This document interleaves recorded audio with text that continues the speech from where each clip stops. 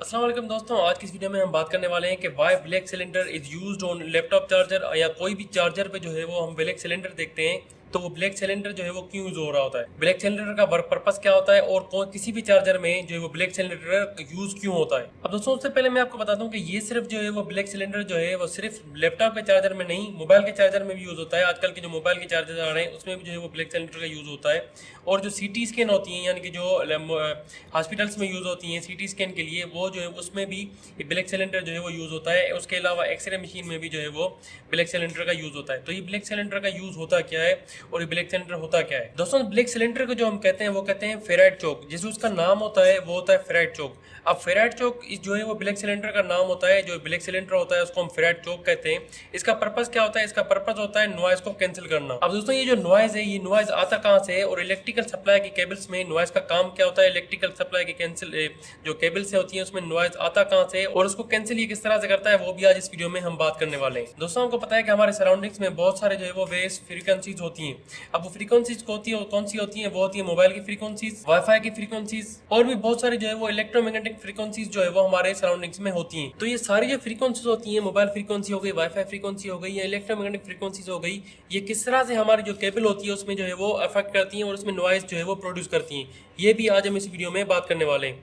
दोस्तों मान लीजिए आपकी जो है वो कोई भी पावर सॉकेट लगा हुआ है जिसमें फेज और न्यूट्रल जो है वो आ रहा है। अब उसको जो है वो आप एक चार्जर के जरिए डायरेक्ट आप लैपटॉप में जो है वो कनेक्ट कर रहे हैं। तो अब होता क्या है कि यहाँ से फेज और न्यूट्रल जो है वो इस केबल के जरिए लैपटॉप को चार्ज कर रहा है। इसमें क्या होता है कि यहाँ पे करंट जो है वो प्रोड्यूस हो रहा होता है, यहाँ पे करंट जो है वो फ्लो हो रहा होता है। अब यहाँ पे करंट का क्या काम होता है कि सराउंडिंग्स में जो भी फ्रीक्वेंसी होती है उसको ये एंटीना की तरह कैच करता है। जो भी आपकी सराउंडिंग में फ्रीक्वेंसी होती है, फिर वो वाईफाई की जो है वो फ्रीक्वेंसीज हो गई या जो मोबाइल की फ्रीक्वेंसी हो गई, वो जो भी फ्रीक्वेंसीज हो गई वो इसको जो है वो अफेक्ट करके इस केबल में जो है वो करंट के साथ वो फ्लो होने लगती है।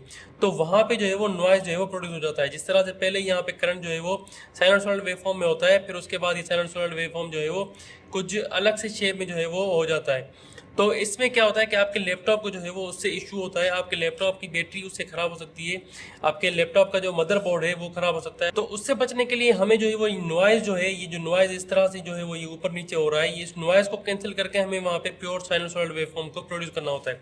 इसके लिए हम यहाँ पे जो है वो फेराइट चोक जो है वो लगाते हैं। अब फेराइट चोक क्या करता है? फेराइट चोक एक इंडक्शन की तरह काम करता है। इससे क्या होता है कि अगर यहाँ पे कोई भी जो है वो नॉइज़ प्रोड्यूस हो गया तो नॉइज़ जो है वो यहाँ पे ख़त्म हो जाता है।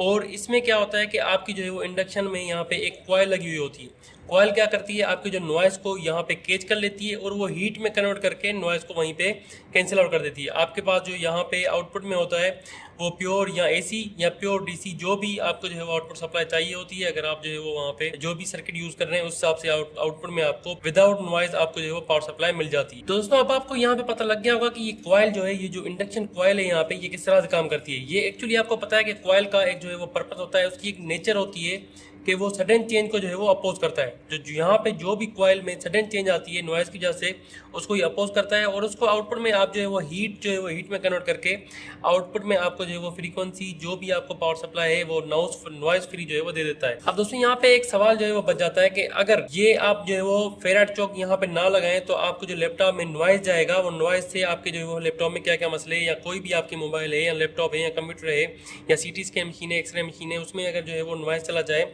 तो उससे क्या इशू हो सकता है। दोस्तों आपने देखा होगा कि मोबाइल में अगर आप जो है वो चार्जर कनेक्ट करके उसको चार्ज करते हुए चलाते हैं तो वो आपको जो है वो वहाँ पे स्लो जो है वो देखने को मिलती है। तो उसका रीज़न जो है वो यहाँ पे नॉइज हो सकता है। नॉइज की वजह से आपकी जो है मोबाइल स्लो हो सकती है। अगर आप जो है वो चार्जर लगा के और जो है वो उसको लैपटॉप को चार्ज करके चला रहे हैं और उसकी बैटरी में जो है वो इफेक्ट आ रहा है तो उसका भी जो है वो रीज़न नॉइज हो सकता है। लेकिन लैपटॉप की बैटरी के चार्जर में जो है वो वहाँ पे फेराइट चोक पहले लगा होता है ताकि आपकी जो है वो लैपटॉप की बैटरी पे कोई इफेक्ट ना हो।